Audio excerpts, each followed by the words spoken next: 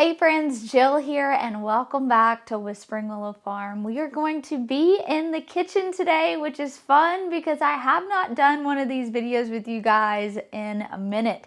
You guys know we have been crazy, we have been planting, we have been harvesting, but as it is getting hotter and as I am getting larger with baby boy, I am kind of shifting inside. I'm thinking through postpartum meals, I'm thinking through slowing down. I talked to you guys about a shift needing to happen, and I actually really want to just have a intentional conversation with you guys today that I really felt like God was putting on my heart on our way home from the Homestead Festival. A message that sometimes is hard for me to receive, but I feel like it's going to be a good one for us to chat about. But before we chat about that, I have started sourdough last night. And I saw something surfacing through Instagram, and when I saw it, I immediately knew I have got to give this a try. We had so many of the ingredients fresh on the farm. It looked fantastic. So last night I started a couple loaves of focaccia. So if you don't know, focaccia is an Italian flatbread, although very rarely am I baking it as a flatbread. This is actually the same dough recipe we will use if we are making pizza, and I'll just put it in a flat vessel. But when I'm making focaccia, even though it's an Italian flatbread, I like to bake it in my cast iron so it's nice and thick, and it's just an easier recipe. And truthfully, I feel like if you are a beginner wanting to get started in sourdough, it is the best point of entry recipe. Unlike those artisan loaves, which I make those too, but they require a lot more. You have to do your lifts and your folds, and there's just a little trickier for a beginner. So I always tell people, start with the focaccia. It is so much easier to make, especially as you're kind of learning the ropes. So if you want a step-by-step guide on how to make focaccia, you can check out this video up here. And so one of these is going to be a focaccia in a cast iron that's just going to go with our dinner. And then the other one I'm going to make more as that traditional flatbread. And that's that recipe I told you guys that I saw and just immediately thought, oh yeah, I need this. So I've had my dough fermenting on the counter overnight. You guys can see it is amazing. This is what you want to see. You want your dough to have doubled overnight during that bulk fermentation process. And what that bulk fermentation process is doing, I've had people ask me, well, can I alter the times of that?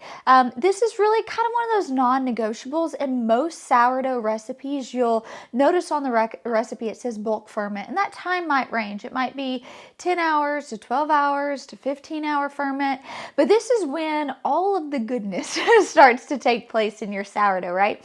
This is when the flavors start to really enhance, become complex, get that nice sourdough.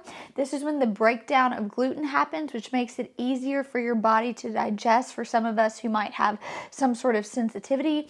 And so I would say the bulk fermentation is not actually something I would skip on, because you're going to start noticing a few things happen once you start reducing this time. And so you want it to at least have doubled by half, risen by half, right? And then a good sign too is all these nice little air bubbles that you see in here. Those are all things you want to see. These look so good. I mean, this is just a great looking batch. So now we're going to get our vessel ready. Like I mentioned, I am going to do one that is standard. In just a cast iron, some good quality oil. Oil is key. If you ever had focaccia stick and you're wondering, what is wrong? Add more oil. I like to say a minimum of 50 grams of oil is really ideal. And then the other one, I'm going to kind of lay on a pizza pan because I do want it to be a flatter loaf. And then while that's proofing, we're going to hop out to the cottage garden. We're going to hop out to the high tunnel. We're going to harvest some stuff to actually decorate this with and have a nice little chat. So I just grabbed my square cast iron skillet. You can use a round one, a square one, whatever you have. Again, oil is key. We are oil enthusiasts around here. We have such a great source for olive oil, and it really just enhances that flavor a ton. So if you're using cheap oil, that is going to be a reflection. Your dough's not going to have as much depth and flavor to it.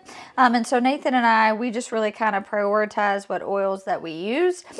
This one is a wild mushroom and sage we get from a local friend, and it's so great. I actually think I have a discount code if you guys want to order online. I'll try to find it, put it in the description, but that's key. So now let's pour this in. Oh man, you guys are going to be seeing lots of baking videos from me, as I am going to be transitioning in the house with this new little arrival soon. All right. So once you have your sourdough in your cast iron, this part's actually really important.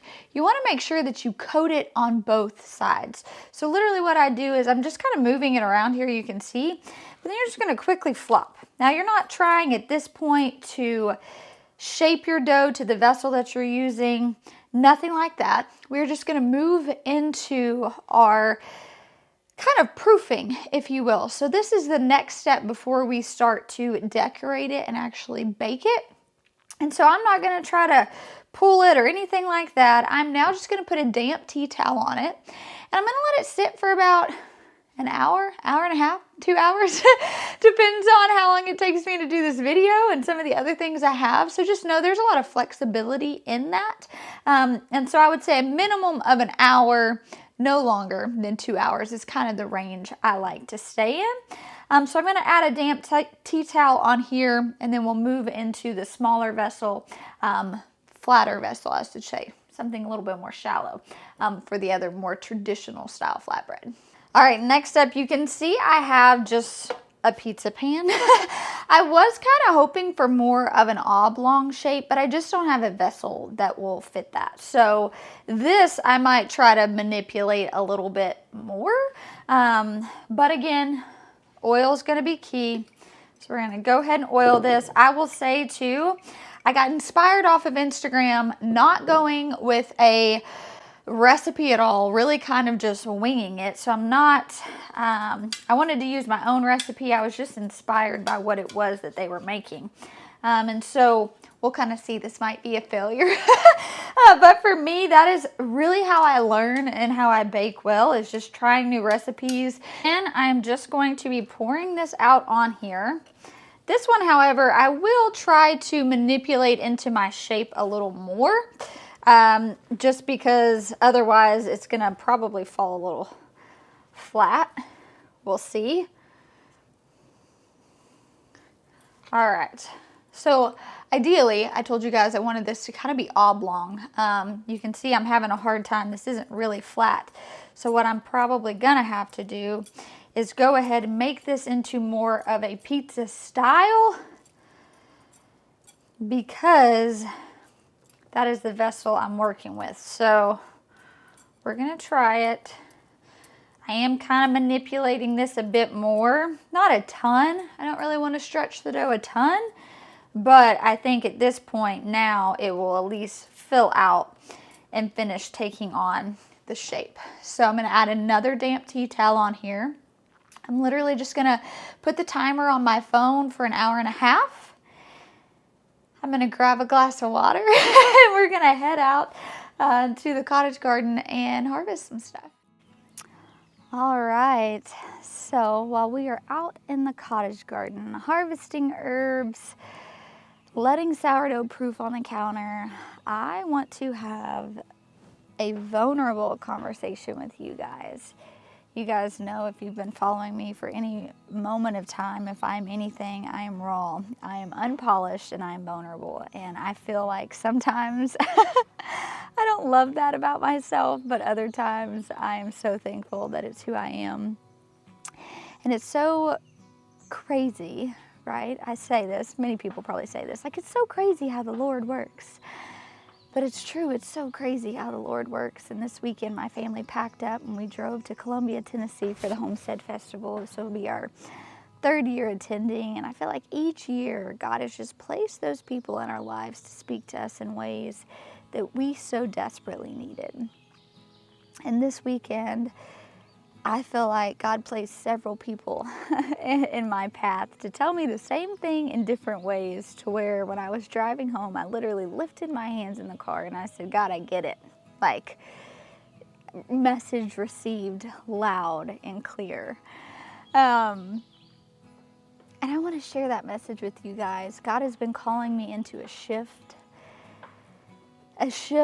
that I have not been joyful about, a shift that is hard for me, a shift that makes me feel less than, a shift that allows the enemy to come in and tell me lies about my worth and who I am. And the shift started to take place back in October when I found out I was pregnant, which was certainly not my plans for me, but 1000% God's plans for me and my family. God is calling me to more from scratch cooking, walking out my back door, harvesting food, cooking and nurturing my family. God is calling me to sourdough baking and slow mornings with my family. God is calling me to be intentional and to realize that being called to your home is one of the most valuable things He could have ever called us to. And I don't know if it's our culture, if it's society, if it's things we each personally struggle with, but that's hard. Feeling that being called to your home is enough is so hard in the culture we live in. And if you guys have been following me for any period of time, you know, for me specifically, that is a hard shift to be called into. That's one that I'm going to question God. I'm going to go toe to toe. I'm going to be like, are you sure this is what you have for me? Because I don't like to rest. I don't like to be still. I feel stagnant. I want to always create. I want to do more. And this weekend at the conference, I was on a homemakers panel, and someone had asked the question, how do you avoid burnout? How do you avoid feeling hopelessness, was the word she used. And I sit there and I realized that a lot of the burnout that I've felt through the years, a lot of that hopelessness of not doing enough, not being enough, not achieving enough, I didn't feel that because God called me to that. I felt that because I did something and didn't actually ask God what He had for me. And that was the response I told her, is a lot of times when I feel burnt out and I feel exhausted and I'm questioning God, it's because I opened a door that He never asked me to walk through. And what God is asking me right now is to shift to my home, is to find joy in doing laundry, to find joy in nourishing my family, to find joy in raising my children, to find joy in a slower season that society is forcing me cannot be okay. And you guys, this is hard. This is hard, especially for someone like me. And I feel like God has just put people after people in my life, and reminders after reminders that this is the best thing I could have ever been called to, is to steward my home, nurture my family, raise them in the ways that matter. But I can spend all this time teaching and educating and creating and doing and being.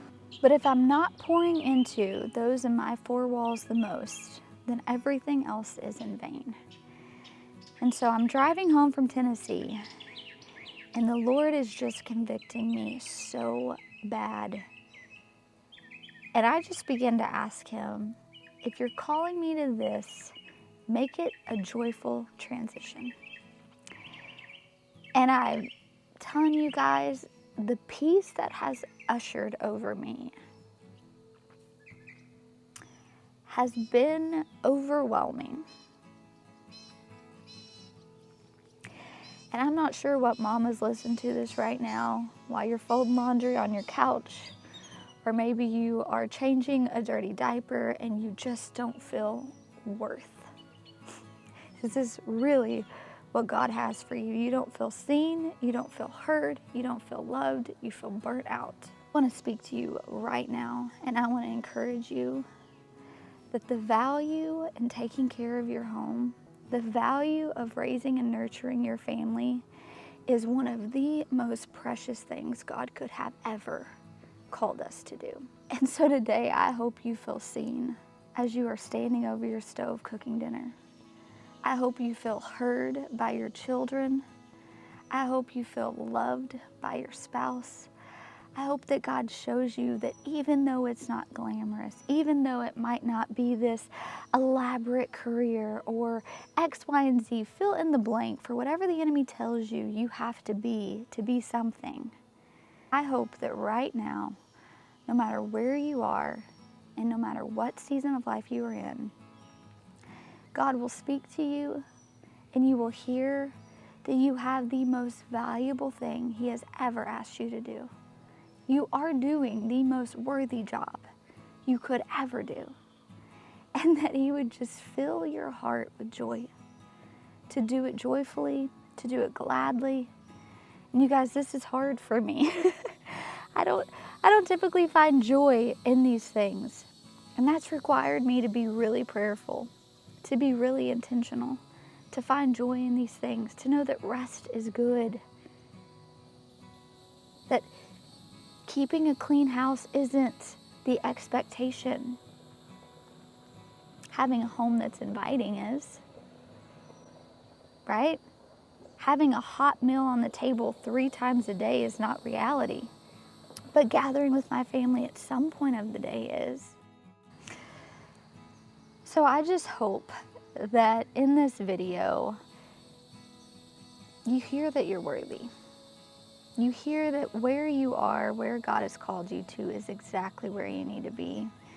And I pray that you are just filled up with so much joy in those day-to-day tasks of standing over a stove, baking sourdough, folding laundry, sweeping floors, bathing babies. That you find joy in that. And I really believe that an awakening is happening, that more of us are being called home, that more of us are being called into the shift, and that we're all going to just start rising up, and we're going to start encouraging each other in these seasons, and we're going to show that this is what living is all about. It's not about driving the nicest car and living in the biggest house and going on the most vacations and having the flashiest things.